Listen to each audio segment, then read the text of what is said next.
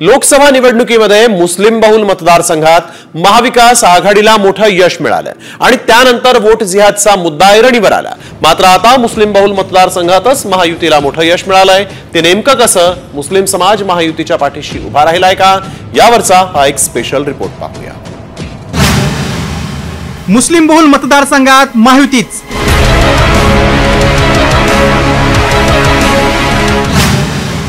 मुस्लिमांचा कौल ही महायुतीला।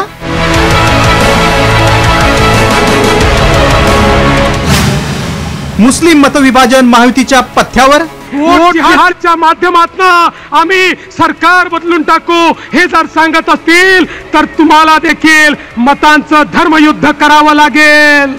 ऐकलत? लोकसभेला फटका बसल्यानंतर विधानसभा निवडणुकीत भाजपनं वोट जिहाद विरुद्ध मतांचं धर्मयुद्ध असा नारा दिला होता।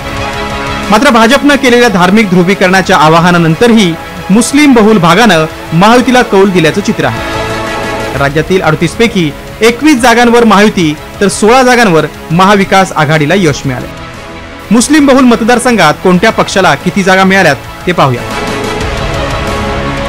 भाजप 14, शिंदे गट 5, अजित पवारांचे राष्ट्रवादी काँग्रेस 2, काँग्रेस 5, ठाकरे गट 6, शरद पवारांचे राष्ट्रवादी काँग्रेस 3, समाजवादी पक्ष 2 आणि MIM 1।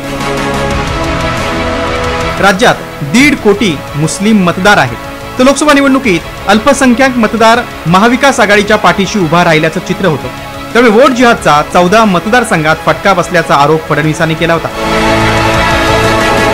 भाजपनं विधानसभा निवडणुकीत धार्मिक ध्रुवीकरणावर भर देत एकही मुस्लिम उमेदवार दिला नव्हता। तर शिंदे गटानं 1, अजित पवारांच्या राष्ट्रवादीने 5 तर महाविकास आघाडीनं 11 मुस्लिम उमेदवार दिले होते। त्यातून 10 मुस्लिम आमदार विजयी झाले। राज्यातील भिवंडी पश्चिम, अंधेरी पश्चिम, वांद्रे पश्चिम, चांदिवली, अकोट, सोलापूर मध्य, संभाजीनगर पूर्व या मतदारसंघात मुस्लिम मतदारांची संख्या लक्षणीय आहे। अनेक ठिकाणी 2 पेक्षा जास्त मुस्लिम उमेदवार रिंगणात होते। त्यामुळे मतविभाजनाचा थेट फायदा महायुतीला झाल्याचे चित्र आहे। यामध्ये आश्चर्य म्हणजे मुस्लिम बहुल भागात भाजपचे उमेदवार 20 ते 50 हजारांच्या फरकाने जिंकले। त्यामुळे मुस्लिम मतदारांनी महायुतीला कौल दिलाय की मतांचं विभाजन महाविकास आघाडीला मारक ठरलंय याची चर्चा रंगली। ब्युरो रिपोर्ट, साम टीव्ही न्यूज।